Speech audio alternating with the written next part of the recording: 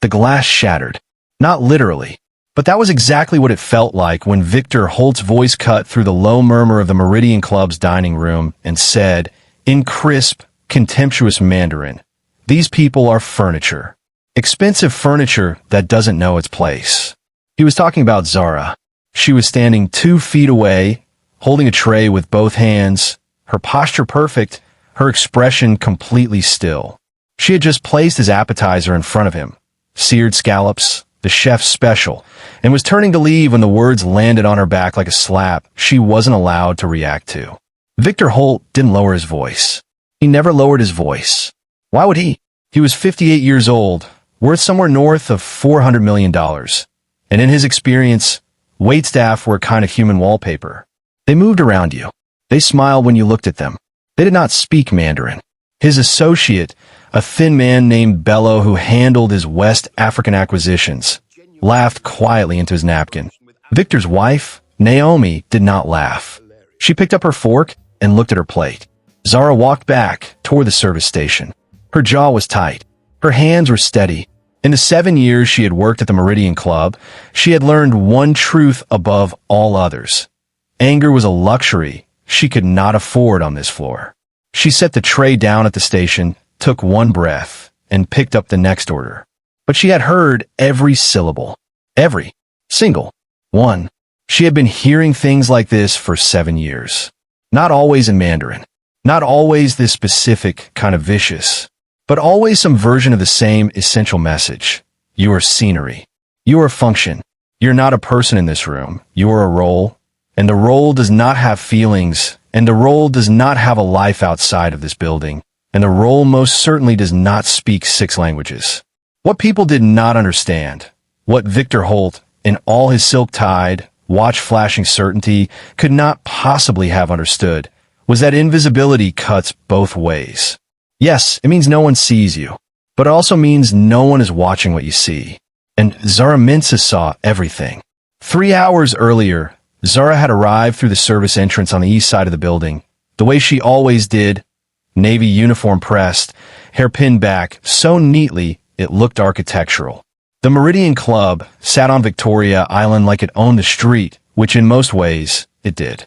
Private membership, international clientele. The kind of restaurant where the menu had no prices because if you needed to ask, you had already been seated at the wrong table. Zara had worked here since she was 26. She was 33 now. In the staff locker room, she opened her locker and took out the notebook. It was small, dark blue, the cover soft from years of handling. The pages were dense, not with recipes or schedules or the kind of notes a person takes to be useful at a job. These pages were full of languages. Mandarin verb tones marked in red pencil. Japanese honorific levels annotated in the margins. French subjunctive exceptions circled and recircled until the ink bled. Portuguese idioms written out phonetically beside their literal translations, because the literal translations were almost always wrong and the difference mattered. She was reviewing the Mandarin section when Marcus appeared beside her locker, his own uniform half-buttoned, squinting at the notebook like it had personally offended him. "Is that Mandarin?" he asked. "Tones," Zara said without looking up. "The written form and the spoken form sit differently in your head. I keep having to reconcile them." Marcus stared at her for a long moment. "You know we're just carrying plates tonight, right?" "I know what I'm doing tonight," Zara said. She closed the notebook. Stuart Blake, the general manager, was a man who wore his authority the way some men wore ill-fitting suits, too tight across the shoulders, always slightly uncomfortable. He gathered the floor staff at 5 o'clock with the particular energy of someone who had been given important news and was going to make everyone feel it. "Tonight is not a normal service," he said, pacing slowly. "We have a private dinner in the ivory room. Victor Holt, yes, that Victor Holt, is hosting a group of international business partners. Oil, shipping, cross-border acquisitions. The man spends more in a quarter here than most of us earn in a year. Flawless service. Nothing less. Any issues come to me immediately." Zara's hand went up. Stuart's eyes moved to her with the expression of a man who had been interrupted. "I have experience with several of the languages represented tonight," she said evenly. "Japanese, Mandarin, French, Korean. If there are communication issues with any of the international guests, I could assist. Zara. Stewart said her name like a period. Final. Closed. Smile, serve, and stay out of the way. That's what tonight needs from you. She lowered her hand. She had a dozen things she could have said to that. She had been lowering her hand and swallowing those dozen things for 7 years. Yes, sir, she said, because that was what the situation required. And she went to prepare her section. The guests began arriving at 7. Zara moved through the dining room the way she always did. Efficiently, quietly, with the particular invisibility that good waitstaff cultivate over years of being looked through. She had a gift for reading tables. She could tell within 60 seconds of a party sitting down who the decision-maker was, who was nervous, who wanted to be left alone, and who needed more attention than they would ever ask for out loud. At table 4, a couple from Buenos Aires was struggling with the menu. The junior waiter assigned to them, a new hire named Chitty, was speaking slowly and loudly in English the way people do when they believe volume is a substitute for comprehension. The woman was nodding politely and understanding nothing. Zara appeared beside him. "Permateam," she said, "allow me," and stepped in front of him gently. She addressed the couple in clean, warm Castilian Spanish, explaining the evening's specials, asking about preferences, translating the chef's recommendations with the easy fluency of someone who had been living inside the language for years. The woman's entire body relaxed. Her husband laughed at something Zara said about the wine and reached across the table to squeeze his wife's hand. When Zara stepped away, Chitty was staring at her. "How do you?" "Table 7 needs water," Zara said quietly, and kept moving. 20 minutes later, at table 9, a Korean executive was pointing at the menu in mounting frustration.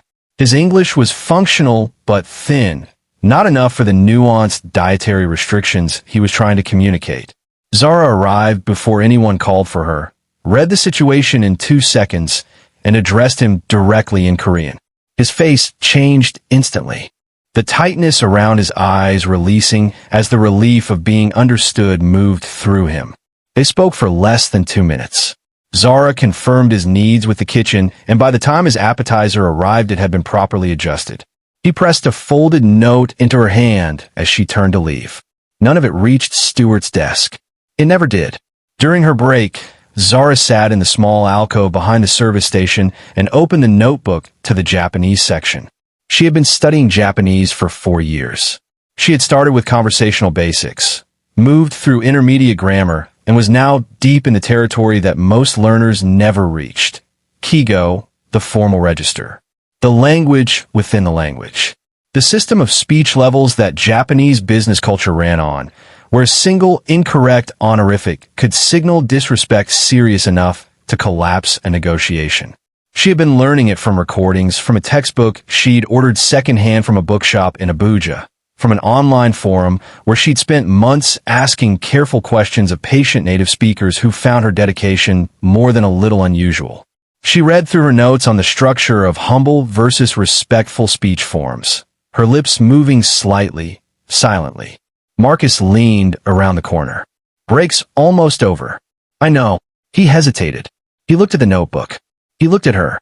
He had the expression of a man standing at the edge of something he couldn't quite name. "You know you're wasted here, right?" Zara looked up from the notebook. For a moment, she didn't say anything.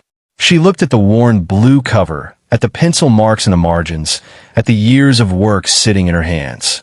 "I'm exactly where I am," she said. "That's not the same as where I'll be." She closed the notebook and stood up. The story of how Zara Mensah came to be standing in a restaurant she was too good for is not a short one. But the heart of it is this. She grew up in Ibadan with nothing stable except the public library on Bodija Road, which opened at 8 every morning and never once turned her away. She had moved through 4 foster homes by the time she was 11, 5 by 13. Each move came with a new school, new faces, a new set of social rules she had to decode from scratch. She became very good at decoding things. The library had audiobooks, language tapes, a secondhand French grammar textbook with someone else's name written inside the front cover in faded blue ink. Zara read it until the spine cracked. Then she read it again.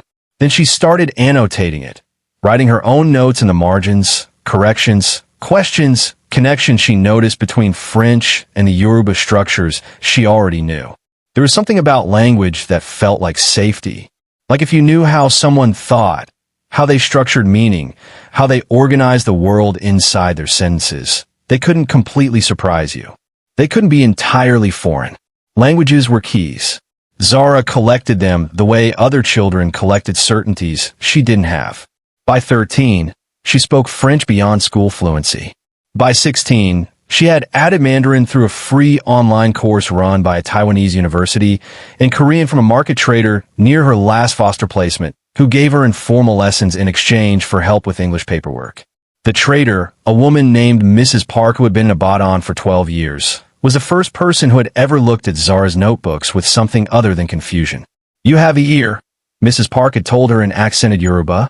"Most people, they hear a foreign language and there is a wall. You lean toward it. That is not something you can teach. You either have it or you don't." Zara had been 15. She had gone home and written those words in the back of her first notebook, in French, because she didn't want anyone who picked it up to be able to read them easily. They were hers. Spanish came from a neighbor. Japanese she taught herself from nothing for years ago because she decided to. At 19, she was awarded a partial scholarship to study linguistics at the University of Abadan. She accepted it with her whole chest. She was going to become a linguist, an interpreter, a translator for international organizations. She had a plan written out in the back of her first notebook in careful, certain handwriting, the letters slightly larger than usual, because some things deserve to take up space. 2 months before her first semester, her foster guardian was hospitalized. There was no money for rent, for food, for the gap the scholarship didn't cover. There was no one else. There never had been. The plan did not survive contact with reality. She took the waitressing job temporarily. That was 9 years ago. She had not stopped learning. She had not thrown away the notebook. She had simply been waiting for what, exactly, she couldn't always articulate. But she had kept waiting, kept studying, kept carrying plates and vocabulary notes in the same 2 hands, because she believed in the particular stubborn way of people who have learned not to rely on anyone else's belief in them, that the moment would come if she remained ready for it. Tonight, she did not yet know that it had come. Victor Holt arrived at 7:45 with the energy of a weather event. He was a large man, not physically particularly, but in the way he occupied space, the way his presence displaced the air around him and made other people adjust. His suit was the color of expensive restraint. His watch was the kind that stopped conversations. He moved through the dining room without looking at it, the way people move through spaces they own. Naomi walked beside him in a pale gold dress, her expression the practiced neutrality of a woman who had learned to accompany rather than participate. Zara noticed that Naomi did not take her husband's arm. She walked beside him the way a planet orbits, close, consistent, and at a careful distance. 2 associates flanked them. A third seat was reserved, Mr. Tanaka, a Japanese legal consultant whose signature was critical for the acquisition Victor had been working toward for 8 months. He was expected at 8. Victor sat, looked at the table settings, looked at the wine list. Then, without turning his head, he said something in Mandarin to Bello about the waitress approaching the table. It was not a compliment. Zara had been assigned to the ivory room tonight. She walked toward table 1 with the wine list and the evening specials, her posture straight, her expression professionally neutral. Victor looked at her. Then, still in Mandarin, still not lowering his voice, he said, "Watch how carefully she carries that. They train them well here. Like good dogs." Bello smiled. Zara set the wine list on the table. "Good evening," she said in English, with a warmth she did not feel. "My name is Zara. I'll be looking after you tonight. Can I start with something to drink while you wait for the rest of your party?" Victor ordered a wine. He said the name in deliberate, slightly mangled Mandarin, an old test of his she understood immediately. He was checking whether she'd correct him, whether she even knew enough to notice. She repeated the order back to him in clean Mandarin, tones and all, naturally, as though she were simply confirming. Not correcting, just confirming. Victor's eyes sharpened slightly. He looked at her for a second longer than he had before. He said nothing. She went to retrieve the wine. For the next hour, Victor drank. And the more he drank, the louder his Mandarin got. He said things about Zara while she was standing at the table. He commented on her appearance, her intelligence, her background. He told Bello she was the kind of woman who would spend her whole life carrying other people's food and never understand why. He said it with the casual cruelty of someone who has never had to manage the consequences of his own words. The particular arrogance of a man who has spent so many years being powerful that he has forgotten that other people are fully real. Every word landed in Zara's ears with full comprehension. She felt the anger in her chest the way you feel a burn. First heat, then something deeper, more specific. The kind of anger that is humiliating not because it makes you cry, but because it makes you want to and you can't, and the gap between what you feel and what you're allowed to show is its own kind of wound. She thought about every customer who had ever spoken over her head, every manager who had ever cut her off mid-sentence, every person who had ever looked at her uniform and decided it told them everything they needed to know about her. She breathed. She served. She smiled at the corners of her mouth. Not enough to be warm, just enough to be professional. She did not react. She had a lot of practice not reacting. She had been filling that particular part of her chest since she was 8 years old, moving between homes, learning to read rooms before she could fully read books, understanding at an age when most children are still learning to tie their shoes that what you felt and what you showed were two entirely different negotiations, and that surviving often required winning both simultaneously. The languages had been part of that survival, a way of building interior worlds that were entirely hers, that no one could take away in a placement change or a school transfer, that lived in her head and her notebook and her muscle memory and traveled with her everywhere without adding weight to any bag she ever had to pack. At one point, midway through the main course, Victor said something that was different from the others. He had been making comments all evening with the comfortable impunity of someone who believed his cruelty was private. But this one landed at a different depth. He said, in Mandarin, that people like her were the reason he never worried about the future, because the world always needed someone to clean up after the rest of them. Bello laughed. Naomi put her glass down and did not pick it back up. Zara was at the adjacent table, her back to them, refilling water. She stood there for one breath longer than she needed to.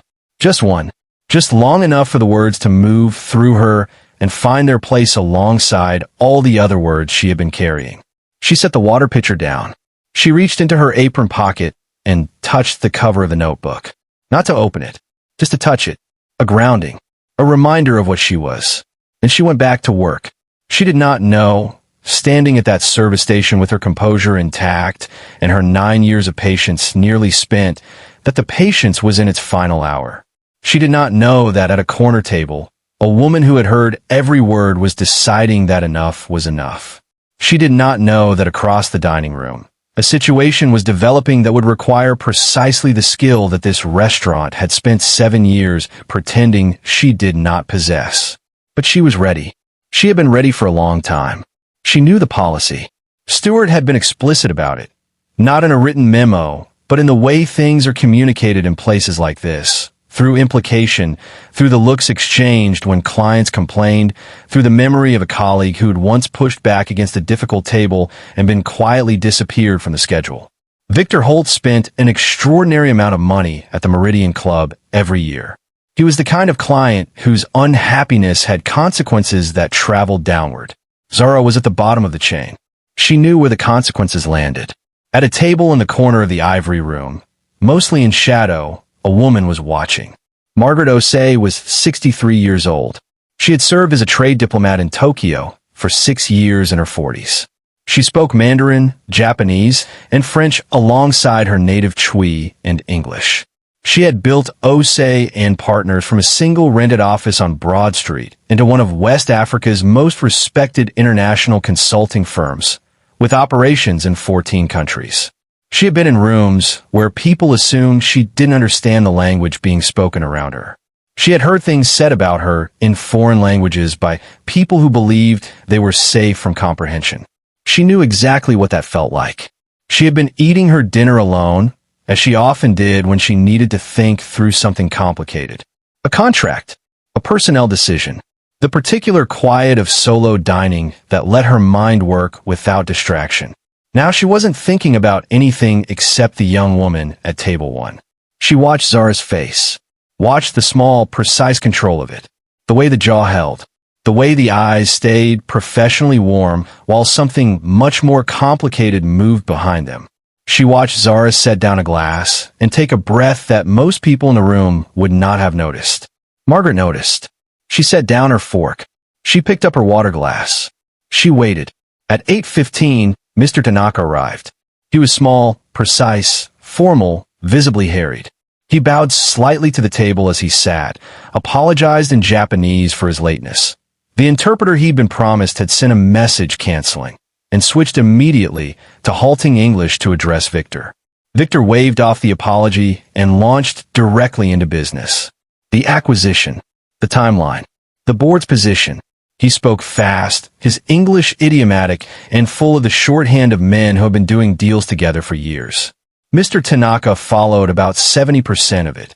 The 30% he missed was the part that mattered. Because when Victor reached the contract, specifically the arbitration clause in Article 9, Mr. Tanaka stopped him. "I need to raise a concern," Mr. Tanaka said in careful, constructed English. "The clause, the language here, in Japanese law, there's a concept." He paused, his face tightening with the frustration of someone who knows exactly what they mean and cannot find it. The liability is structured in a way that does not. There's a term. I cannot make it exact in English. This is important. This is very important to me before I can sign. Victor looked at Bello. Bello looked at his phone. The message from the translator was still there. "Food poisoning cannot make it very sorry. Can you write it down?" Victor said. "In Japanese, write what you mean and we'll." "Writing it does not help if no one can read it," Mr. Tanaka said, with a patience that was clearly costing him something. "This concept, if it is misunderstood, the structure of liability in this acquisition is wrong. We could sign something that exposes both of us to significant risk. I must have clarity on this before I sign anything tonight." Victor leaned back. His jaw tightened. 8 months of work. The translator, absent. Mr. Tanaka, immovable. "Is there anyone in this building who speaks Japanese?" he said to the room, not really expecting an answer. It was the kind of question people ask when they are frustrated and talking to no one in particular. Zara was at the adjacent table, setting down a water pitcher. She heard the question. She stood still for 1 second. 2. She thought about Stewart, about policy, about 5 o'clock and the hand that had gone up and been cut off. She thought about 9 years and a notebook and all the mornings she had studied in the locker room because 15 minutes before a shift was what she had and she was not going to waste it. She looked at Mr. Tanaka. He was looking back at her. Something passed between them. A recognition, the small, specific hope of a person who is drowning and has just seen something that might float. "May I?" she said. In Japanese. The table went completely still. Mr. Tanaka blinked. Then, carefully, with the particular caution of a man who has been disappointed before. "You speak Japanese? Please tell me the concept," Zara said in Japanese. Formal, precise, fully in the register of professional address. The register she had been studying for years for exactly this kind of moment, though she had never let herself fully believe the moment would come. "I will do my best to help." Victor made a sound, not quite a laugh. Something between amusement and something he didn't have a name for yet. But he didn't say no, because he was desperate, and desperation, it turned out, is not particular about who solved the problem. What followed lasted 11 minutes. Zara would remember them for the rest of her life. Mr. Tanaka began explaining. It was complex, a legal doctrine related to the allocation of liability in cross-border contracts, a concept embedded in Japanese commercial law that had no direct English equivalent and required 3 sentences to approximate. He spoke quickly, using technical vocabulary, industry-specific terms, the dense shorthand of a lawyer deep in his own area of expertise. He watched Zara's face as he spoke the way people watch their interpreter, looking for the small signs that the meaning is arriving intact. The signs were there. Zara listened without interrupting. Her face was completely still. She was processing at a level that had nothing to do with translation and everything to do with comprehension. Not just the words, but the meaning beneath them, the concern behind the meaning, the structural vulnerability the concern pointed to. Because nothing could be lost here. This was not a social conversation. This was a negotiation. Misunderstanding it would mean misrepresenting it. And misrepresenting it could cost both parties something significant. She would not misrepresent it. When he finished, she asked one question. 1. Clarifying the exact scope of a single term. Mr. Tanaka answered. She nodded once. Then she turned to Victor Holt, this man who had called her furniture, who had spoken about her for an hour in a language he believed she did not speak, and she looked at him directly. She held his gaze for 1 second. His face had done something. The architectural confidence, the settled, permanent superiority of a man in his natural habitat, had developed a crack in it. Small, but visible. She saw it, and she let herself see it, quietly, without expression. Then she turned to address the table.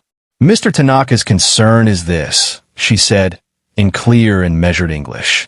The arbitration clause as written creates a joint liability structure that, under Japanese commercial law, exposes both parties to a doctrine roughly equivalent to unlimited secondary liability in the event of a breach. In Japanese legal practice, this is considered a significant structural vulnerability. He is saying that before he signs, this clause needs to be reworded to establish a capped and sequenced liability framework, or it needs to be removed and replaced with a straightforward arbitration mechanism without the joint structure. He cannot in good conscience sign the contract as it currently stands, because doing so would be professionally negligent on his part and potentially harmful to your interests as well. Victor Holt did not move. Mr. Tanaka was nodding, slowly, emphatically. Yes, he said. Yes. This is exactly what I mean. Exactly this. Zara stood at the edge of the table, hands clasped, water pitcher gone, expression neutral. The room had gone quiet in the specific way rooms go quiet when everyone has simultaneously realized something important has just happened and no one is sure yet what to do about it. Bella was looking at Zara the way you look at a person after they have done something that entirely revises your understanding of who they are. Victor's face had done something interesting. The comfortable superiority had a crack in it now that everyone at the table could see. He was a man accustomed to being the most powerful person in every room. He recovered. He was good at recovering. Excellent, he said briskly, as though he had arranged this. We'll have the clause reviewed before final signing. Thank you. He said the last 2 words in the direction of the table. Not at Zara specifically. She stepped back, and then Margaret Osei was there. She had risen from her table in the corner with the quiet authority of a woman who has learned that most important moments require someone to simply stand up and begin. She crossed the ivory room and stopped at the edge of table 1 and looked at Zara. That was extraordinary, she said. In Mandarin, she watched Zara's eyes. She saw the recognition. Zara understood. Of course she did. Margaret switched to English. Where did you study? Libraries, Zara said. Free courses. People generous enough to teach me. You have no formal linguistics training? I had a scholarship, Zara said. I had to leave before it began. Margaret reached into the inner pocket of her blazer and produced a business card. She held it out with both hands, the way you present something of value. Come and see me, she said. Not as a waitress. As a linguist. My firm works across 14 countries. Why does what you do is not a party trick. It is a professional competency, and it is rare. And I want to talk to you about what it would look like for you to use it properly. Zara took the card. She looked at it. Her hands were absolutely steady. But something had shifted behind her eyes, a tightness releasing, very slowly, like a window opening in a room that had been closed for a very long time. Victor Holt laughed. It was short and dismissive and landed in the air like a small piece of contempt. She's a waitress, he said. In Mandarin. He said it the way you say the name of something you have already put in its correct category and do not need to revisit. The table heard it. Velo heard it. Naomi heard it and looked at the wall. Margaret Osei turned and looked at Victor Holt with the expression of a woman who has been waiting for precisely this moment and is not going to waste it. She spoke in Mandarin. She spoke quietly, at a volume designed for Table 1 and no one else. She named, with complete accuracy, each thing he had said about Zara over the course of the evening. The opening remarks when Zara arrived at the table, the comparison to train dogs, the commentary on her intelligence, her future, her worth as a human being. She quoted him precisely, with his exact tones. The color changed in Victor Holt's face. Mr. Tanaka had gone very still. He looked at Zara with an expression that had moved entirely beyond professional courtesy into something more personal, more troubled. He said something in Japanese, quietly, that was not directed at anyone in particular. Zara heard it. It meant, "I'm sorry you had to endure that." Naomi set down her fork. She looked at her husband. She looked at him with an expression that contained no surprise at all. Just something final. The expression of a woman who has been arriving at a decision slowly for a long time and has just arrived. Victor said nothing. He had nothing to say. Margaret had said everything, and she had said it with the precision that leaves no surface for a rebuttal to grip. He stood. He straightened his jacket. He said to Bello, in English, "We're leaving." He did not look at Zara. He walked out of the ivory room, and the particular silence that followed was not the silence of shock. It was the silence of a room collectively exhaling. Before she followed her husband, Naomi paused beside Zara. She was close enough that Zara could see the effort it cost her. "I'm sorry," Naomi said, in Japanese, barely above a whisper. I knew what he was saying. Every time, I should have said something long before tonight. Zara looked at her. She thought about what to say. She thought about all the things she could say, all the things that would feel satisfying, and then she thought about what was actually true. "I know," she said quietly. "I hope you're okay." Naomi held her gaze for a moment. Then she nodded once, very slightly, and left. Stuart appeared at Zara's elbow approximately 90 seconds later, his face moving through several expressions at once, none of them fully landing. "Zara, I know," she said. "I need you to." I said, "I know." She started walking toward the service entrance. Actually, Margaret's voice stopped the room again. She was still standing at table 1, and she spoke not loudly, but with the kind of carrying clarity that comes from decades of making yourself heard in rooms that didn't want to hear you. The young woman who just left single-handedly resolved a legal negotiation that your client's own team failed to prepare for. "Mr. Tanaka, would you agree?" Mr. Tanaka looked up. He straightened slightly. "Without her," he said, "tonight would have ended without a path forward." She was precise. She was professional. He searched for the right English. Exceptional. I have worked with professional interpreters for 20 years. What she did tonight was not amateur work. That was mastery. 2 diners at nearby tables had turned in their chairs. A woman at table 3 started to applaud, then stopped herself, which was somehow more eloquent than applause. Stuart looked at Mr. Tanaka, looked at Margaret, looked at the room, looked toward the service entrance where Zara had paused, watching. He made a decision. He turned toward the direction Victor had left and said, quietly, "I'll need to speak with Mr. Holt about his account." The room settled. The music started again. Zara stood at the edge of the service entrance and breathed. Marcus appeared behind her. He had been watching from the kitchen doorway. He looked like a man who had just watched someone he knew do something he was going to be describing to people for the rest of his life. "Who are you?" he said. She almost smiled. "I've been here the whole time." 3 days later, Zara took a bus to Victoria Island and walked into the glass-fronted building that housed Osei and Partners. She had worn the only blazer she owned, charcoal gray, bought secondhand 3 years ago for a job interview she had not gotten. She had pressed it the night before with the kind of care you give to things you cannot easily replace.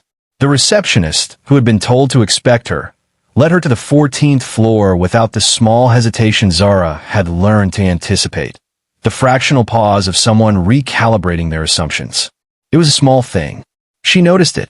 Margaret's office was full of books, working books with cracked spines and bookmarks and pencil annotations in the margins. Not arranged for display, arranged for use. Zara recognized 3 linguistics texts that she had read in library copies, their covers worn down to gray from other people's hands. One of them, a dense volume on cross-cultural pragmatics, She had been on the wait list for at the university library for 4 months before she finally borrowed a friend's login to access the digital version. She looked at it on Margaret's shelf for a moment longer than she intended.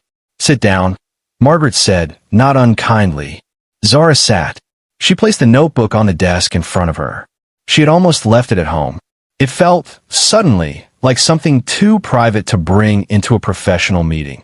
All those years of effort laid bare in pencil marks and margin notes and self-corrections, the entire interior architecture of a life built in secret. But she had brought it because it was the most honest thing she owned, and whatever this meeting was going to be, she wanted to be honest in it. Margaret looked at the notebook. Then she looked at Zara. "You've had this how long?" "The original since I was about 15, Zara said. "This one, maybe 4 years. I start a new one when the old one is full." "How many have there been?" Zara considered. 6. 7, if you count the one that got destroyed in a move when I was 19. Margaret was quiet for a moment. Then she picked up the notebook with both hands and opened it carefully, the way you open something that belongs to someone else, with awareness of the privilege. She read a few pages without comment. She turned to the Japanese section and spent a longer time there, reading the notes and the margins, the self-corrections. The annotations about cultural context and social register, and the difference between what a phrase said and what it meant in practice. She turned to the Kigo section, pages of it, dense and careful, cross-referenced with real-world examples Zara had collected from conversations and recordings and a Japanese legal podcast she had been listening to for 2 years. She closed the notebook and set it back on the desk. "I want to offer you a position," she said. "Junior International Linguistic Consultant. Full salary, health benefits, pension contribution. And, because I believe in making opportunities complete rather than partial, a formal arrangement with the University of Ibadan's linguistics department. Part-time enrollment, fees covered entirely by the firm. You will work and study simultaneously. There will be periods where it is genuinely hard.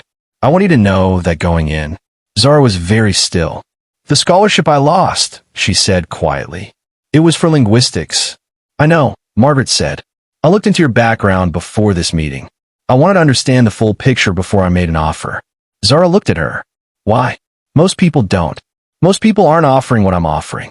Margaret folded her hands on the desk. "And what I found, when I looked, was a woman who, without resources, without institutional support, without a single person opening a door for her, taught herself 7 languages to a professional standard over 18 years. Who then stood in a restaurant 3 nights ago and performed a legal interpretation that would have cost my firm approximately $2,000 to procure from a certified interpreter. Who did it without preparation, under pressure, in a room full of people who had spent the entire evening treating her as though she was not a person." She paused. "I don't care about credentials as documents. I care about what credentials are supposed to represent: knowledge, discipline, and the ability to perform when the stakes are real. You have all 3 in ways that are genuinely rare. The degree is the piece of paper. You're already the thing the piece of paper is supposed to certify." Zara looked down at the notebook on the desk between them. She thought about the library on Bodija Road, about the first audiobook, A French Story for Children, which she had listened to so many times she could recite it from memory in an accent that made the librarian laugh with delight the first time she heard it. About the French grammar with someone else's name written in the front cover. About Mrs. Park, who had looked at her notebooks with something other than confusion and said you leaned toward it, and who had given her a gift she still didn't have words adequate to repay. She thought about 9 years of service entrances and locker rooms and break room alcoves and 15-minute study sessions before shifts. She thought about every time she had raised her hand and been told to put it down. She thought about Naomi whispering, "I should have said something." She thought about the weight of all the rooms she had been invisible in and what it had taken to keep walking through them. She thought about Margaret standing up in a dining room and deciding to be the person who said something. One person, one moment, one decision to stand up. "Yes," Zara said. Her first week at Osei and Partners was disorienting in the best possible way. She arrived each morning through a front entrance, took an elevator, sat at a desk with her name on a printed card beside the monitor. That detail, the name card, was the thing that undid her slightly on the first morning. She sat down and looked at it for longer than made sense. Zara Mensah, linguistic consultant. She had to look away before anyone came into the office. On her third day, she attended a strategy meeting and was introduced not as support staff, but as a linguistic consultant, and she watched people's expectations recalibrate in real time as she began to speak. It was not the first time she had watched that recalibration happen. It had happened with the French couple at the Meridian Club, with the Korean executive, with Mr. Tanaka. But it was the first time she had been in a room where she was allowed to let it continue, where no one was going to come and hand her a water pitcher and redirect her toward another table. She sat in that meeting and contributed and was heard, and then walked back to her desk and sat down and breathed very carefully for about 30 seconds. Marcus texted her that afternoon. "How is it?" She thought about it for a moment. Then she wrote back, "Like a window I've been standing outside of for 9 years, just opened." He sent back, "Go through it then. Don't look back." On her 5th day, she facilitated a negotiation between a French infrastructure firm and a Ghanaian government minister, moving between French, English, and Twi across a table of 12 people, some of whom had been in meetings like this for 20 years and had never had a linguistic consultant who could hold the register in all 3 languages simultaneously without reaching for a dictionary or losing the thread of the negotiation. 6 of them told Margaret afterward that Zara had made the whole thing work. The minister's chief of staff stopped Zara in the hallway on the way out and asked for her card. She didn't have cards yet. They were being printed. She gave him her email address and wrote on the back of a meeting agenda. He emailed her that evening. The morning of her 2nd week, Marcus texted her a link.